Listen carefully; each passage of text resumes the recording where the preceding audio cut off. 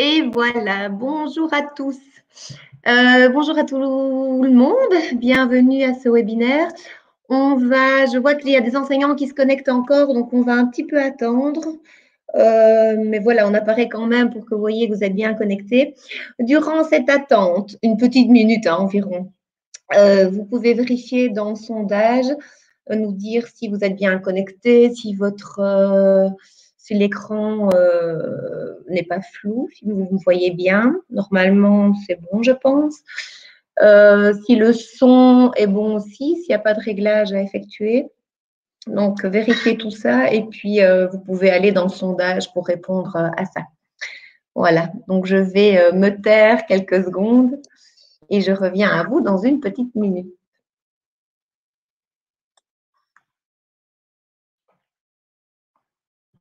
Il y en a encore qui se connectent.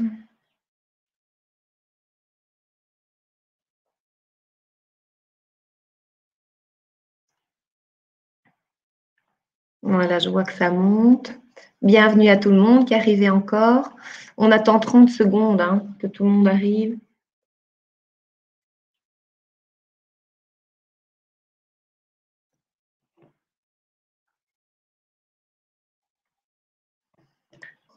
Bon, ça augmente encore un petit peu, mais je vais commencer tout doucement. Donc, vérifiez bien votre connexion. C'est ce que je disais aux enseignants qui étaient déjà inscrits il y a 2 minutes presque. Vérifiez que la connexion est bonne, que l'image est claire, que vous m'entendez bien. Et vous pouvez aller dans le sondage pour répondre à tout ça. Voilà, écoutez, 2h02, je pense qu'on peut démarrer. Donc, bienvenue à tout le monde, comme je le disais, à ce webinaire destiné à Carrément Maths. Merci d'être présent en ce mercredi après-midi. Voilà, on va organiser ce webinaire en 2 temps. Mais avant de vous expliquer, j'oublie de me présenter. Je me présente, je suis Sophie Jamin, déléguée pédagogique et commerciale donc, pour le Fondamental, chez Vanine évidemment. Je serai accompagnée aujourd'hui de mon collègue Philippe Landroux, qui est éditeur chez nous pour le Fondamental. Vous le voyez ici en petit aussi à côté de moi. Philippe a donc mis au travail des enseignants de différentes écoles de la communauté française pour pouvoir mener à bien son projet sur Carrément Maths. Ah ben voilà, on nous voit un petit peu mieux. Philippe, on se voit, voilà. Et donc, il a mis donc des enseignants de terrain au travail pour réaliser cette magnifique collection qui est devenue Carrément Maths. Voilà, donc je vais vous expliquer comment on va s'organiser cette séance webinaire. Ce sera donc en 2 parties. La première partie, ce sera animé par moi-même. Je prendrai la parole pour vous expliquer un petit peu l'approche, la philosophie de Carrément Maths. Durant ce temps, vous avez l'occasion de poser des questions si vous le souhaitez via question qui est à droite de votre écran. Ces questions restent privées, donc personne n'y a accès, seulement des collègues de chez Vanine qui sont là cachés derrière et qui gèrent ce webinaire avec moi. Elles seront là pour répondre aux questions que vous posez. Si on estime que c'est une réponse courte qui peut obtenir une réponse tout de suite. Sinon, si vous posez des questions qui restent en suspens parce qu'elles sont un peu plus pédagogiques et demandent plus d'intervention, et bien alors c'est Philippe qui en parlera dans le second temps de ce webinaire et qui essaiera d'y répondre plus concrètement et oralement. Pardon ? Le mieux possible. Le mieux possible. Il faudra faire ça comme un chef, je suis sûre. Si vous n'avez pas les réponses à vos questions aujourd'hui, vous pouvez être certain que vous aurez une réponse de ma part ou de Philippe ici fin de la semaine ou la semaine prochaine. Donc, de toute façon, à une question posée, il y a une réponse, on vous répondra. Sinon, pour information, vous aurez un replay de ce webinaire, plus le PowerPoint que je vais vous partager par après. Il vous sera envoyé par ma collègue Manon du marketing, ici, fin de journée. Voilà. Mes coordonnées seront sur le PowerPoint, je vous les donnerai tout à l'heure si jamais vous voulez m'envoyer après des questions par mail ou me contacter sur mon GSM. On verra ça plus tard. Voilà. Je propose qu'on démarre. Donc, je vais partager mon écran, mon PowerPoint. Voilà. J'espère que, voilà, ça va bien se mettre. S'il veut bien apparaître, et il n'apparaît pas. Ça recommence. Alors, je suis en train d'essayer de le partager. Hein. Bon, j'ai appuyé dessus. Hop. Activer. Fenêtre d'application. Ben, ça ne veut pas. Pourquoi il ne veut pas à nouveau? Bon, je le ressors. Attendez 2 petites minutes. Je ressors et je vais le remettre. Ça m'arrangerait. Voilà, ça arrive. Hein, ça charge.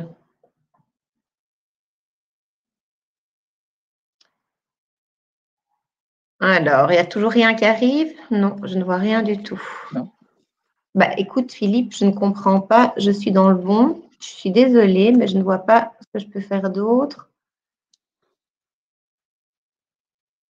Je le vois en dessous, mais il ne s'ouvre pas sur le partage d'écran. C'est embêtant. Et peut-être partager tout ton écran, le premier onglet. L'intégralité? Oui, je vais essayer ça alors. Alors. Voilà. Et maintenant, si tu cliques sur ton... Est-ce que là, qu'est-ce qu'on voit? On voit ton PowerPoint.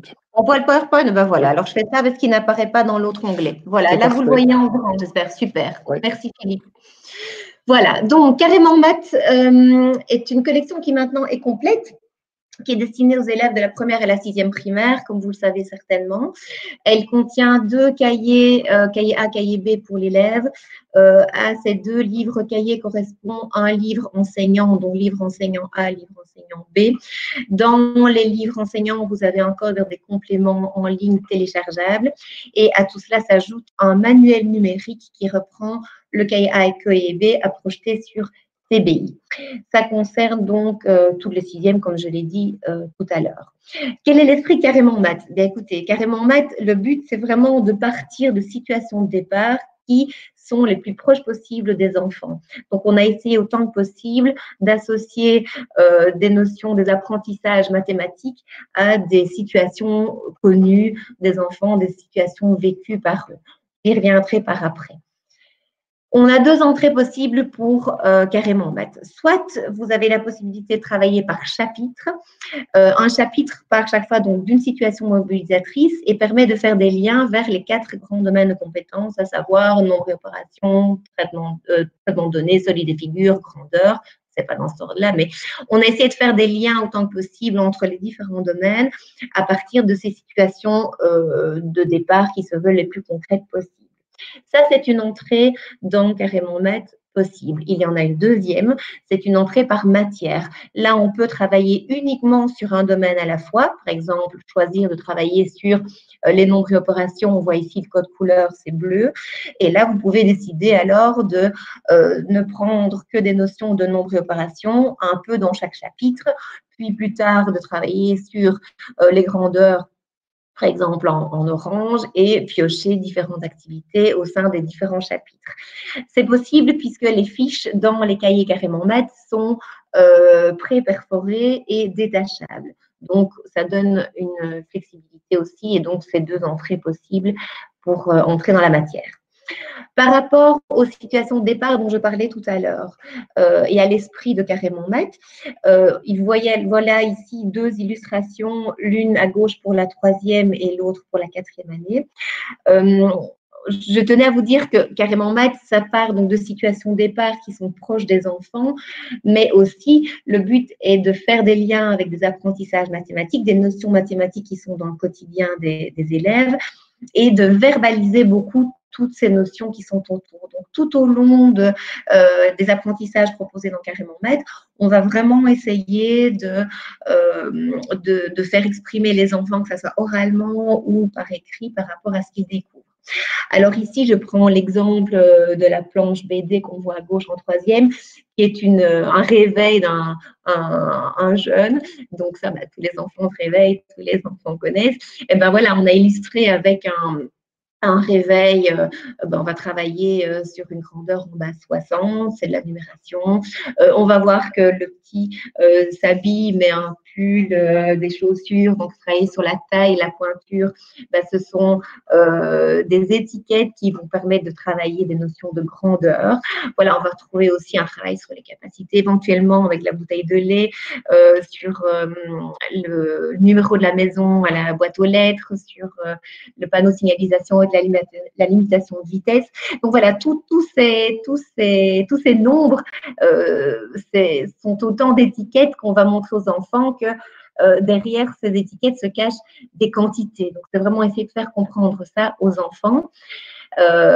Et aussi, par exemple, en quatrième, quand on leur parle, par exemple, de la hauteur d'un building, comme on voit les gratte-ciel là, et on leur dit, ça mesure 3,80 m, 3,83 m, 180 mètres, pour eux, ça ne leur parle pas en tant que tel. Donc, on va leur proposer aussi des images mentales qui vont pouvoir les aider à passer à des notions abstraites, à mieux comprendre de quoi on parle. Donc, tout au long des cahiers, on aura chaque fois comme ça des situations de point de départ des apprentissages qui seront vraiment en lien avec des connaissances et un quotidien des enfants. Ça, c'est vraiment l'esprit aussi recherché par Carrément Maths. Autre chose, on a fait un focus aussi sur la construction du nombre et du système décimal. Alors, il faut savoir que pour construire des notions mathématiques, on propose dans Carrément Maths beaucoup de représentations diverses, de représentations du nombre qui vont être travaillées par des approches concrètes et semi-concrètes via des fagots, via des dominos, des dés, etc. On va aussi essayer de manipuler des petites quantités autant que possible. Du coup, des calculs plus et moins chez les petits, dans les cahiers, les livres cahiers élèves, les cahiers d'apprentissage, vous n'en retrouvez pas. Donc, on préfère vraiment essayer de travailler la manipulation, la décomposition, la composition du nombre sur des quantités, par exemple 4, c'est 4, c'est 2 plus 2, c'est 3 plus 1, c'est 1 plus 3, etc. Ça, c'est déjà en soi de l'addition. On préfère vraiment mettre l'accent sur des notions comme ça de composition, décomposition, manipulant, plutôt que d'aller vers des colonnes de calcul, parce que avec les 20 premiers nombres et des calculs, les enfants risquent de trop vite passer à de l'apprentissage par cœur, et du coup, vous, enseignants, vous ne savez pas si finalement les enfants ont compris ou pas. Donc ça, c'est aussi un point d'attention. Par contre, ces calculs plus et moins, on les retrouve quand même sur votre compte MyVanine via les accès aux compléments qui se trouvent derrière un code qui est dans le livre enseignant. Et donc, ils sont téléchargés sur le site MyVanine. Donc, libre à ceux qui voudraient quand même proposer plus tôt dans l'année que ce que nous, on propose, proposer des colonnes comme ça, je dirais, de calcul, libre à vous de pouvoir aller les télécharger et les prendre et les intégrer à tout moment dans l'apprentissage que vous donnez avec les livres cahiers. Mais nous, au niveau des livres cahiers, on n'en parle pas à proprement dit. Voilà. On porte aussi une attention toute particulière à la conservation du nombre. Donc, étant donné que les enfants manipulent beaucoup, longtemps et avec différentes représentations, qu'ils comptent pour une même quantité aussi bien des plumes que des pommes, que des petites voitures, des ballons, que sais-je, on va leur faire se rendre compte, leur faire comprendre que les quantités, elles sont les mêmes. Aussi bien que si on superpose 3 petites voitures, on les met les unes à côté des autres, c'est la même chose. Donc ça, il y a aussi toute une attention par rapport à cette conservation du nombre qui est proposée dans les cahiers chez les plus petits. On a un code couleur pour les centaines, dizaines et les unités qui est, il faudrait que je retrouve mes notes, les centaines c'est en vert, je ne sais plus où c'est, les dizaines en rouge je pense et les unités en bleu. Et ça c'est dans les cahiers, il y a moyen de retrouver ça peut-être dans le feuilletage en ligne. Voilà, concernant les contenus des livres cahiers élèves, que ce soit AB ou de la première à la 6e primaire. Vous voyez ici sur l'écran en dessous qu'il y a différents pictos. Eh bien, on va retrouver sur les 6 années tous ces pictogrammes-là qui sont proposés dans les pages d'exercice pour essayer de varier autant que possible les activités proposées, les exercices, les matières aussi. Donc, on va demander de colorier, d'entourer, d'écrire, de relier, de verbaliser aussi beaucoup. J'en parlais tout à l'heure, on voit les 2 petits phylactères.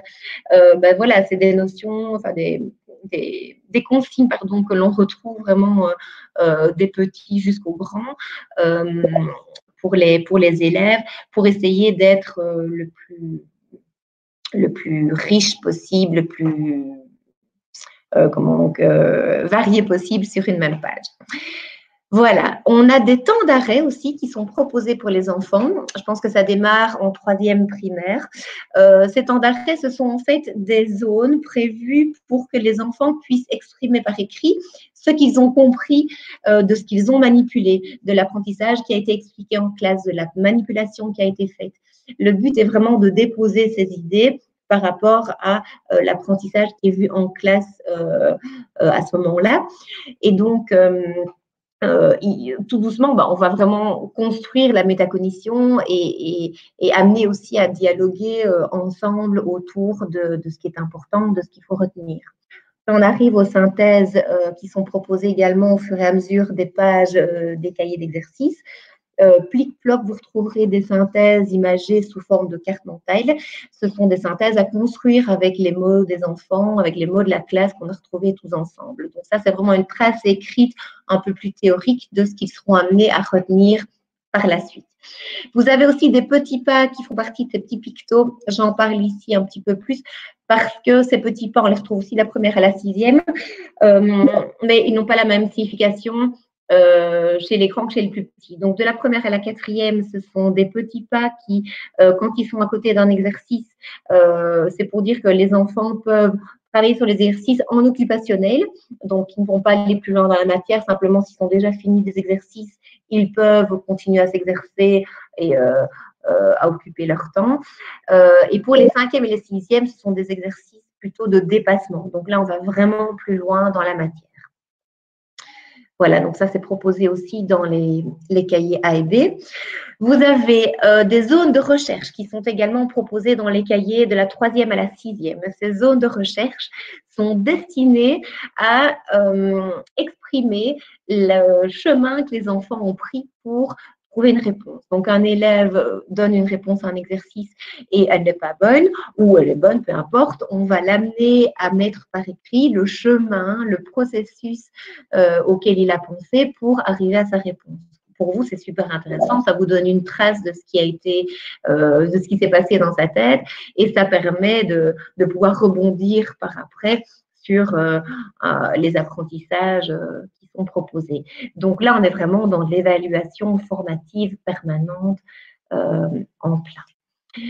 Voilà. Au niveau des livres enseignants, donc je disais, vous avez 2 livres enseignants par année. Ces livres enseignants proposent des compétences, matières, des notes méthodologiques.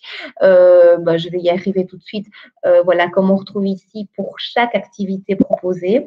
Donc, on vous guide aussi dans ce qu'on doit voir, dans ce qui est abordé, dans la façon de travailler avec les élèves, des petits conseils par rapport aux activités proposées, des conseils de travail en individuel ou en duo ou en petit groupe, en collectif.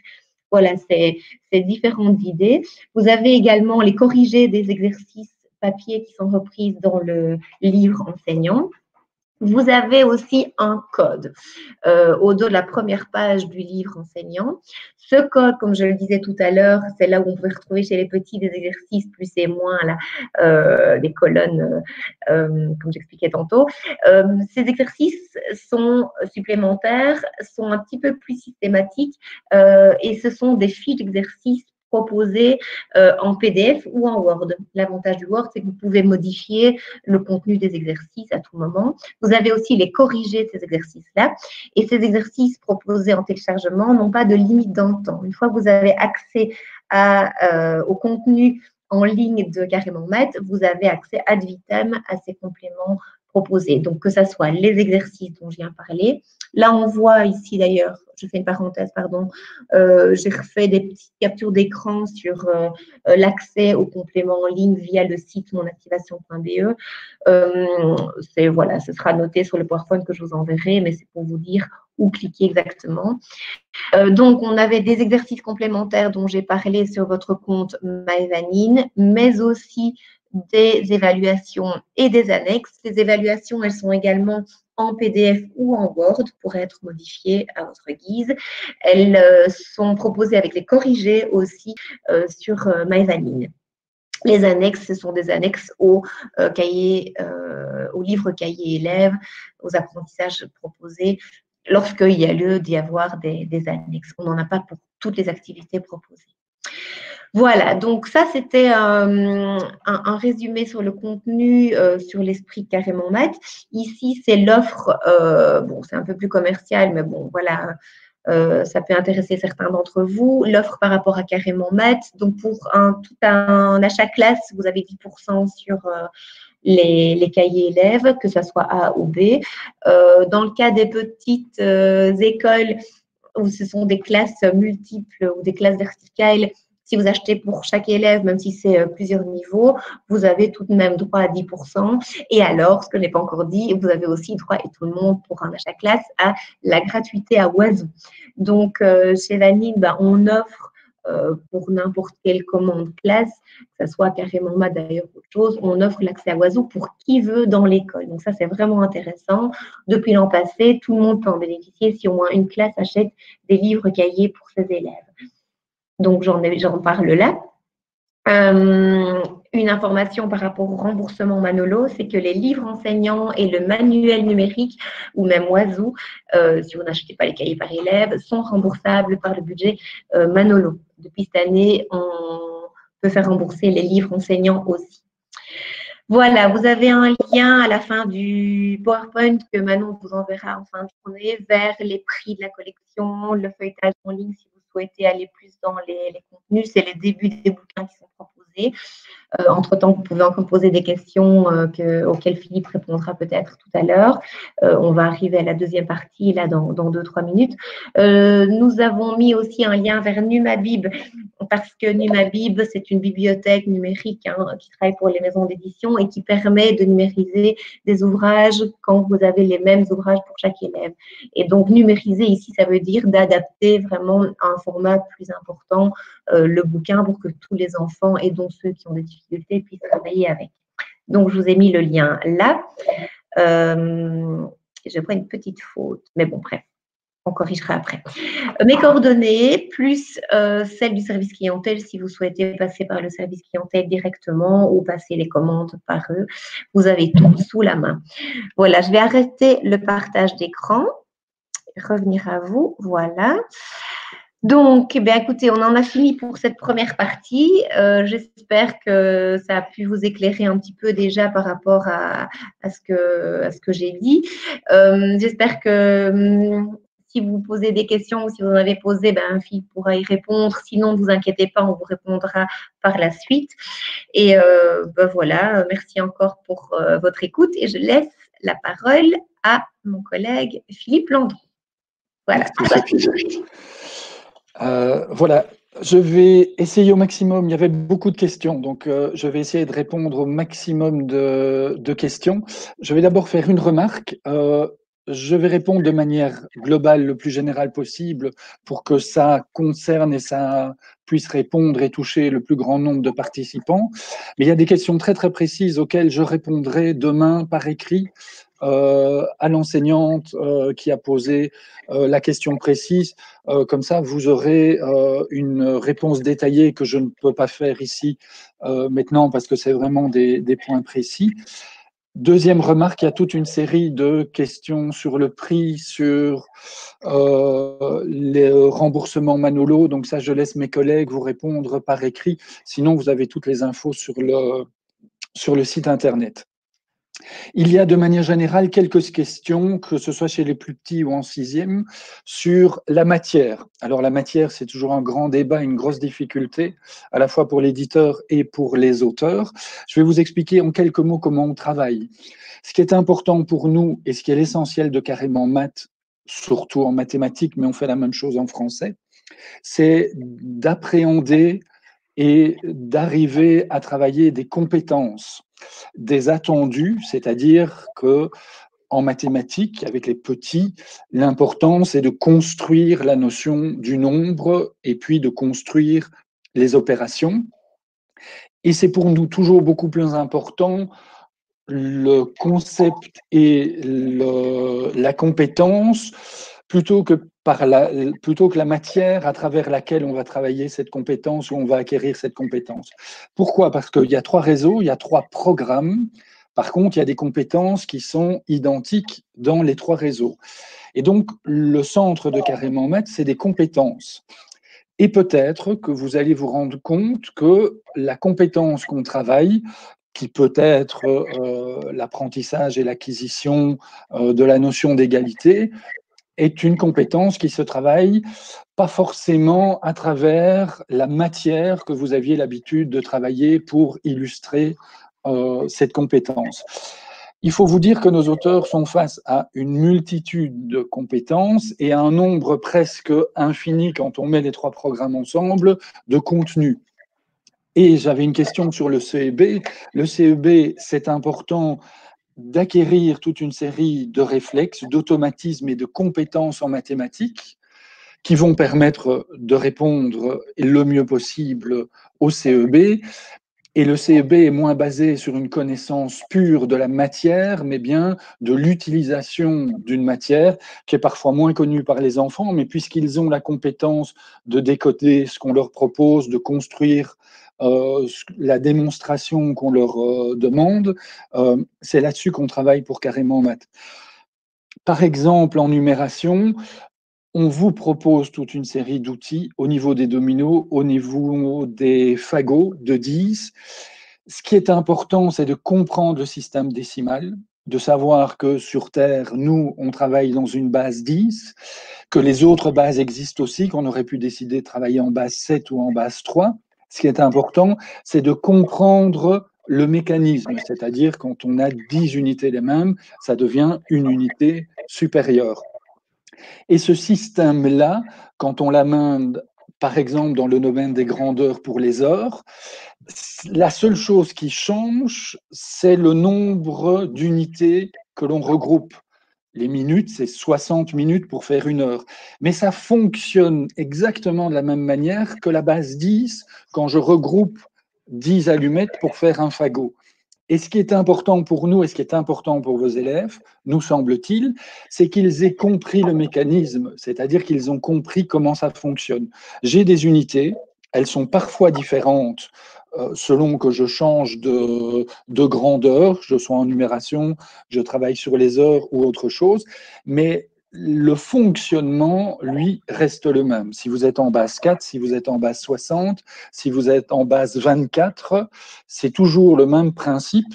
Et donc, il faut vous dire que dans Carrément Maths, on essaye d'amener les élèves à comprendre l'ensemble de ces procédés mathématiques. Sophie a dit quelque chose de très important et je me permets de le reprendre parce que ça répond deuxièmement à ces questions de programme et de compétences. Au niveau du travail dans la continuité d'un chapitre, par exemple, Sophie vous a expliqué qu'il est primordial pour nous de comprendre que les matières sont peut-être séparées, mais qu'il y a un lien logique. Et ce qui est important pour nous, c'est que les élèves comprennent que la manière dont fonctionne la bague de la numération est exactement la même manière de fonctionner pour la bague des grandeurs.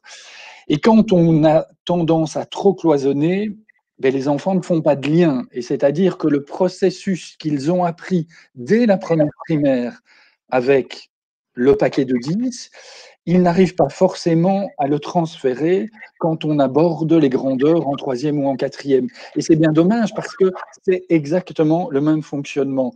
Même chose quand on arrive dans les nombres décimaux. Les nombres décimaux ne se regroupent pas de manière différente que les premiers nombres et le travail sur la dizaine qu'on a travaillé en première année. Donc, ce qui est vraiment important, c'est de faire des liens et de montrer que en numération, en grandeur, mais même en solide et figure, si on travaille sur l'air et sur les calculs de périmètre et autres, mais il y a des mécanismes qui se retrouvent dans euh, tous les domaines des mathématiques. Et donc c'est pour ça, Sophie vous l'expliquait, qu'on a deux entrées. Ça nous semblait important et pertinent.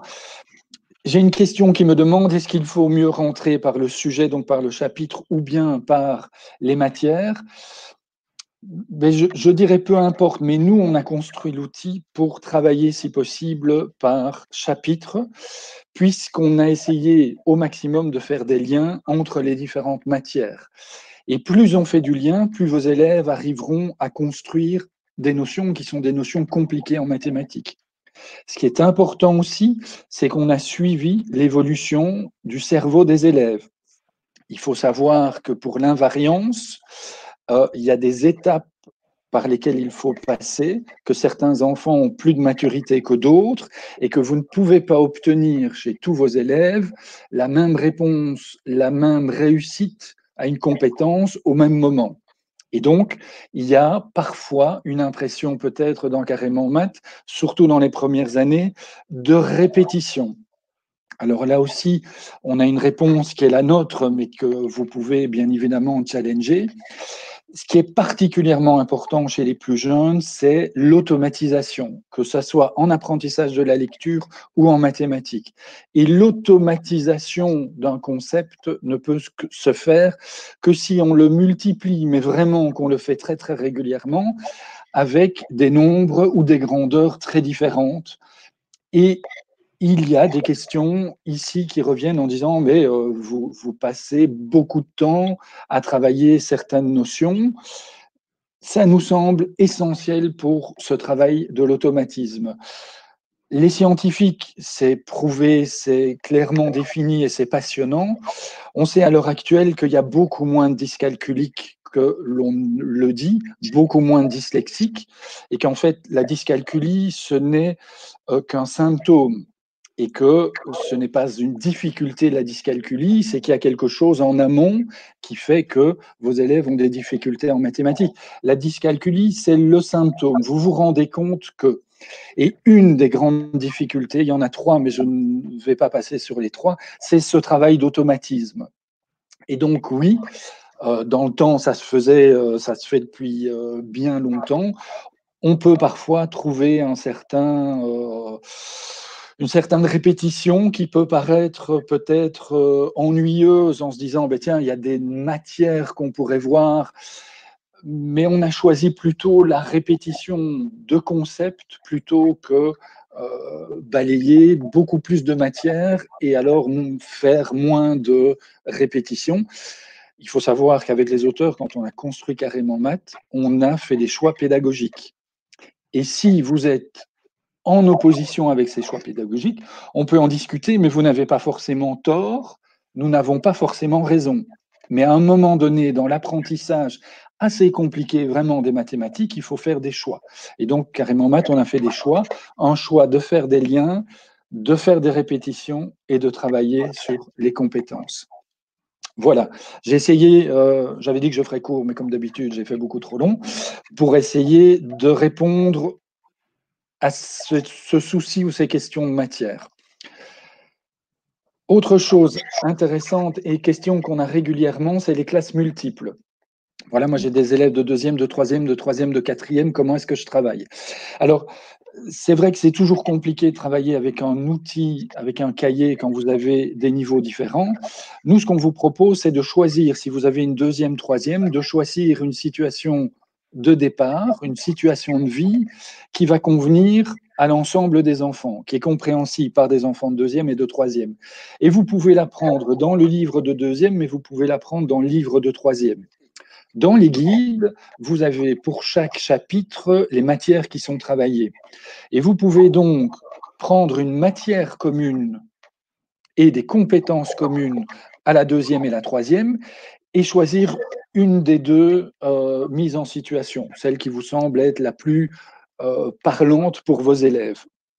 À ce moment-là, vous avez une activité commune avec vos 2 ou vos 3 classes. Vous savez que dans cette activité, vous avez un travail de compétences qui est commun pour les 3 années et des matières qui peuvent être communes et qui vont ensuite, en reprenant le cahier de deuxième, de troisième et ou de quatrième, à ce moment-là, être différenciés au niveau de la difficulté dans laquelle vous allez approfondir la matière.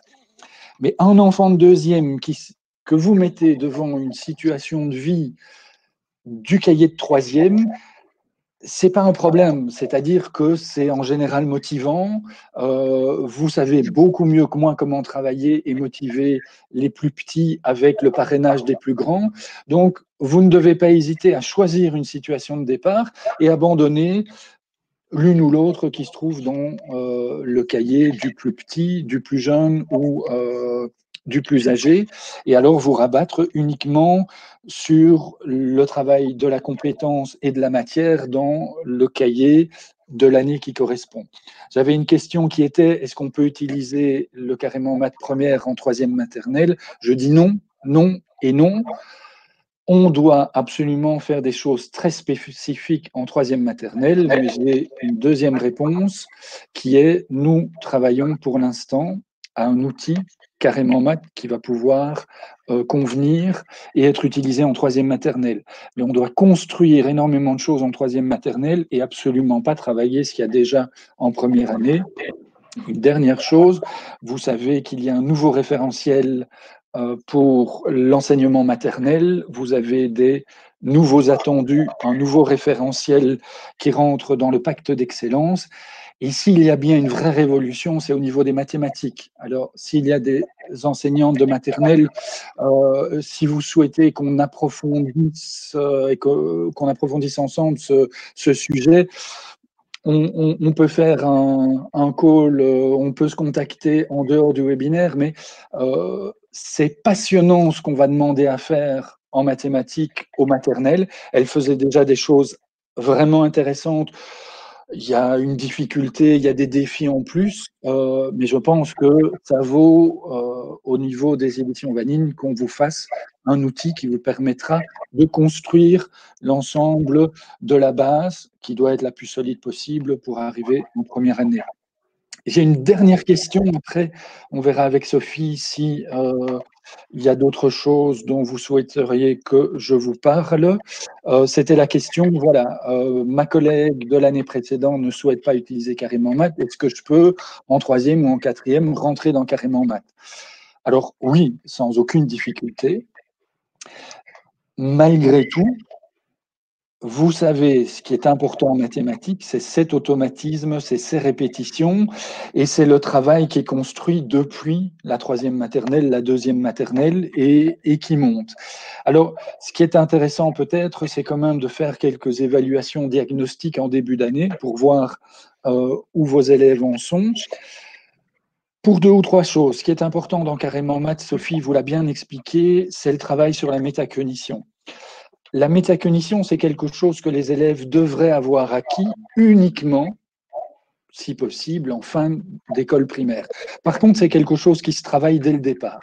Alors, la métacognition en mathématiques, c'est vraiment important et on a essayé de le traduire de manière un peu fun pour les élèves. C'est toutes les rubriques qu'on a appelées je dépose mes idées, j'explique avec mes mots.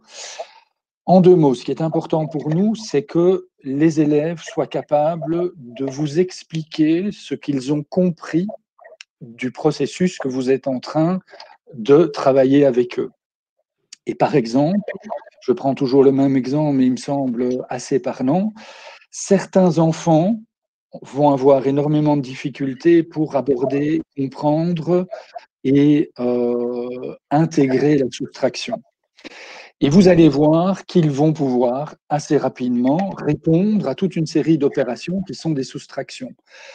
Par contre, au moment où vous allez leur demander d'expliquer, c'est-à-dire de déposer les idées et d'expliquer le cheminement qu'ils utilisent, vous allez voir qu'ils ne font pas forcément une addition ou pas forcément une soustraction. Et ce qui est important en mathématiques et ce qu'on a construit dans Carrément Maths, c'est de pouvoir valider ou invalider les process que vos élèves utilisent. Il faut savoir, c'est pas grave et vous le savez, mais que 30% de vos élèves ne suivront pas le procédé que vous allez enseigner. Pour plein de raisons. D'abord parce qu'ils ont eux-mêmes réfléchi à la situation que vous leur proposez et ils ont trouvé un chemin B, C ou D qui est parfois un peu plus court, parfois un peu plus long, mais parfois qui est faux. Et le travail sur le je dépose mes idées et j'explique avec mes mots, c'est expliquer le processus qu'il utilise et qu'il fait en mathématiques en général dans sa tête pour vous donner la réponse. Et ce qui est important, c'est de ne pas lui dire non, non, mais moi je t'ai expliqué le procédé A, je souhaiterais que tu passes par le procédé A. C'est lui dire toi tu as utilisé le procédé B, il est correct ou il est incorrect. Première chose très importante, si vos élèves ont un chemin différent mais qu'ils mènent à la résolution de la situation de problème, il faut absolument leur dire et les réconforter et les encourager, leur dire ton chemin est tout à fait correct.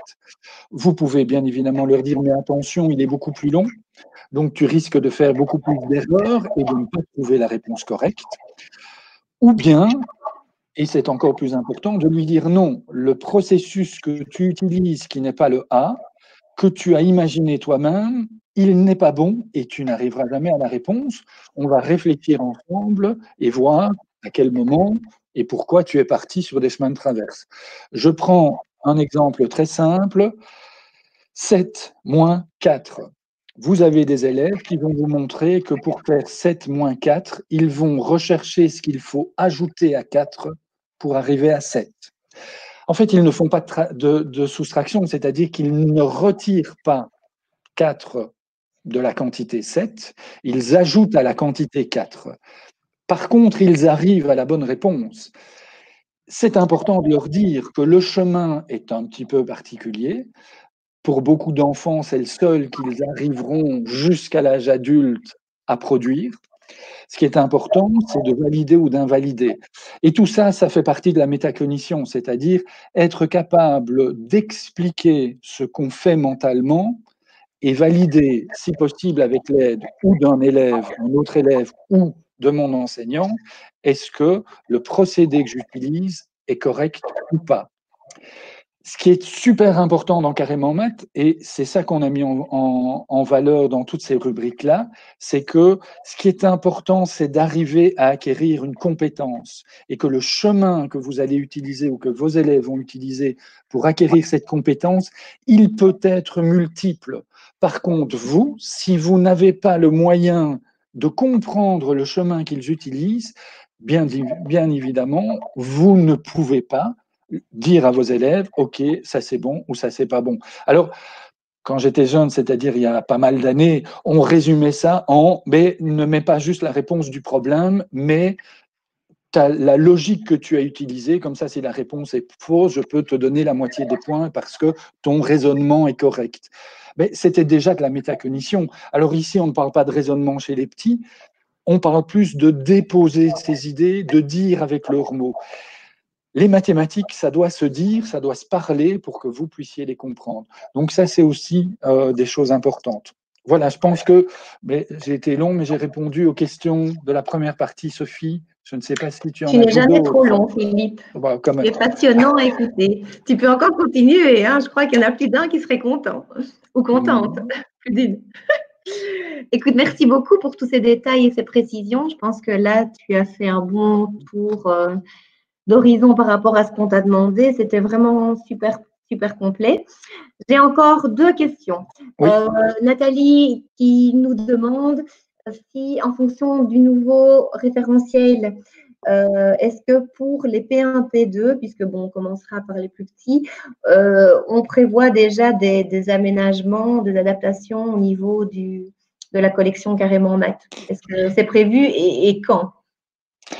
Oui, c'est prévu. Donc, on a prévu de faire une mise à jour plus ou moins importante, on ne le sait pas encore, au moment de l'application pour chaque année du pacte d'excellence et des référentiels. Quand? Mais ça, c'est toute la question. Vous savez que normalement, en septembre, c'est les maternelles qui doivent se plonger dans le référentiel. Vu la situation du Covid, on ne sait pour l'instant pas vraiment de manière définitive si on demandera aux enseignantes maternelles et si on leur donnera un an de plus, c'est-à-dire de commencer en septembre 21 avec le nouveau référentiel et le pacte d'excellence. Même chose au niveau des premières, deuxièmes, normalement c'était 21, mais est-ce que ce sera décalé? Est-ce que ce sera en 21 avec les enseignantes maternelles? Pour l'instant, on n'en sait rien. Dès qu'on aura la réponse, je fais une parenthèse, il faut aussi savoir que pour l'instant, les référentiels sont au Parlement de la Fédération Wallonie-Bruxelles, n'ont pas encore été votés, c'est-à-dire que tant qu'ils n'ont pas été votés, ils ne peuvent pas être d'application. Et moi, mes auteurs ne peuvent pas commencer à travailler. Est-ce qu'il y aurait une mise à jour? Oui, bien évidemment. De quel ordre? Alors, c'est certain que dans le guide, on va vous proposer, bien évidemment, un guide complètement revu avec les nouveaux référentiels. J'imagine que vous les avez déjà parcourus. Vous savez que dans les nouveaux référentiels, on va très peu parler des compétences. On va surtout parler des savoirs, des savoir-faire et des attendus par rapport à ces savoirs et ces savoir-faire. Donc, bien évidemment, on va devoir remoduler complètement, remodeler notre guide de l'enseignant. Ce sera fait. Ça, c'est une première chose. Au niveau du cahier, mais la méthodologie va peu changer. Donc ça, je pense que c'est important. Si vous êtes rentré dans la méthodologie de Carrément Maths, il n'y a pas de raison que ça change. Si vous prenez les grands points transversaux au niveau du pacte d'excellence, c'est entre autres travailler si possible en continuité, sans redoublement ou avec un redoublement le plus faible possible. Et donc, l'idée est de travailler, si possible, le plus en continuité. Et avec Carrément Maths, c'est ce qui se passe. C'est d'ailleurs pour ça qu'on va rajouter une troisième maternelle pour qu'on ait, si possible, une continuité de 5 à 12 ans. Et on le fera au fur et à mesure en 2023, 24 et 25 pour les 3, 4, 5, 6. Il faut savoir qu'après, donc c'est première, deuxième en un an, et puis c'est chaque fois une année différente, de la troisième à la sixième. Donc c'est vrai que ça nous mène assez loin, mais ça va être un gros travail. Mais oui, Carrément Maths sera, ne peut pas dire adapté, mais on mettra tout en œuvre pour que vous ayez surtout, vous, un outil qui vous permettra de refaire des prépas, de retravailler de manière la plus souple possible avec ce nouveau référentiel. Il y a énormément de choses passionnantes dans le pacte d'excellence, donc je pense que c'est quelque chose qu'on doit saisir et on vous aidera très clairement à rentrer dans ce nouvel outil.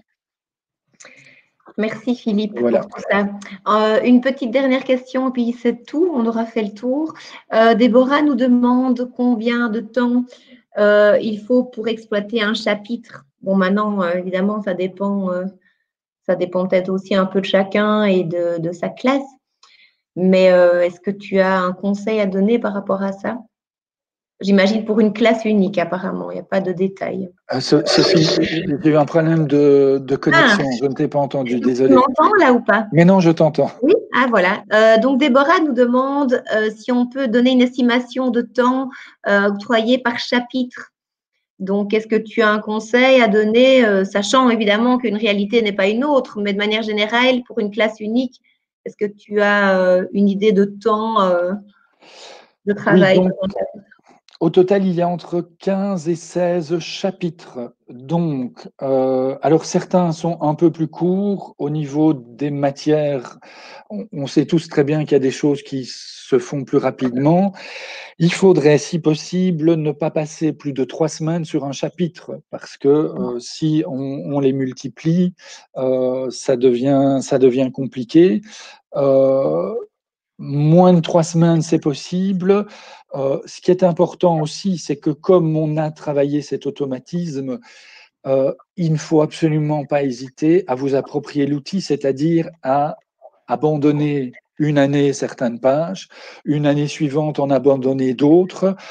Je pense qu'en moyenne, vous êtes aux alentours entre 300 et 400 pages par année pour l'année. C'est vrai que c'est beaucoup. Si on prend les exercices complémentaires, c'est encore plus. Mais ce n'est pas pour vous pénaliser ou pour vous ennuyer, c'est pour vous donner cette liberté de vous dire que certaines pages peut-être peuvent être mises sur le côté. Il y a certaines étapes qui, pour certaines classes, doivent absolument être suivies parce qu'elles sont importantes. Il y a des enfants qui vont très vite. Alors, le passage à la dizaine, par exemple, chez les petits, ça peut prendre énormément de temps, une année, ça peut aller très très vite une autre année, parce que voilà, on a des enfants qui ont compris, chez qui certains enfants vont abandonner la manipulation très vite. Alors, pour avoir travaillé en première, et les enseignants de première vont me comprendre, un enfant qui doit manipuler pour chacune des opérations, à côté d'un enfant qui peut abandonner ses manipulations et répondre directement, vous avez un temps de travail qui est parfois multiplié par 3. Et on est tous d'accord, on doit absolument laisser l'enfant qui a besoin de manipuler, on doit lui laisser le temps. Mais alors celui-là, moi, je n'ai pas de souci à lui retirer de temps en temps une page, qui est une partie de l'automatisation, mais qui lui permettra d'avancer à son rythme. Mais j'ai vu passer certains commentaires, on nous dit qu'il y a beaucoup, on nous dit qu'il y a trop. Je pense qu'il n'y a jamais trop. Vous êtes enseignant, vous êtes dans votre classe, et chaque année, vous faites des choix. Vous faites des choix pédagogiques, vous faites des choix de temps. Parfois, vous passez un peu plus de temps sur les maths et un peu moins sur le français, parfois un peu plus sur le français et un peu moins sur les maths. C'est l'avantage qu'on a quand on est instituteur, institutrice dans sa classe. On a quand même une certaine gestion du temps qui nous appartient. Alors, il faut tout faire, il faut faire énormément, on le sait, mais je pense que le sprint pour tout faire est peut-être la dernière des bonnes solutions. Et donc, si vous abandonnez une page ou deux par chapitre, vous n'allez rien manquer, c'est ça qui est important. En plus, si l'enseignant qui posait la question avec une classe multiple, je pense Oui, que les c'est ça, interactions finalement. entre les grands et les plus jeunes sont tout aussi passionnantes, si pas plus passionnantes que certaines pages d'automatisation. Et donc, je pense que ça, c'est assez, c'est comme tu le dis, Sophie, très variable, mais c'est vraiment laissé à la discrétion des enseignants. Mais de grâce, ne faites pas le A, le B, tous les exercices complémentaires. Dans certaines années, il y a 60, 70, 80 pages d'exercices complémentaires. Nous, l'idée, c'était de vous donner le plus grand choix possible, mais pas de vous demander de tout faire. Mhm. Oui, donc c'est pareil, tu réponds pour une classe unique, puisque finalement, Déborah a précisé, c'était pour une classe unique. Mais voilà, il faut gérer le timing, il faut adapter en fonction, de toute façon, des enfants qu'elle a, quoi. Et Oui, puis d'une oui. année à l'autre, ça peut changer. Voilà, ben, on en a fini pour les réponses d'ordre plus pédagogique. Donc, Philippe, je te remercie chaleureusement d'être intervenu et j'espère que vous, les enseignants qui êtes toujours là, quasi tout le monde, ben, j'espère que ça a pu vous renseigner, ça peut vous permettre de vous plonger un petit peu plus dans la collection Carrément Maître. Merci à Philippe, merci à mes collègues du marketing, Manon, Marie, Nathalie, d'avoir répondu aux questions écrites. Pour ceux qui n'ont pas eu de réponse écrite, je réponds par la suite avec Philippe. Soyez-en certaines ou certains. Voilà, à très bientôt. Et puis, on vous envoie le replay et le PowerPoint avec mes coordonnées, les coordonnées du service clientèle, juste ici par la suite avant 17h. Voilà, bonne continuation, à bientôt. Merci. Merci. Merci.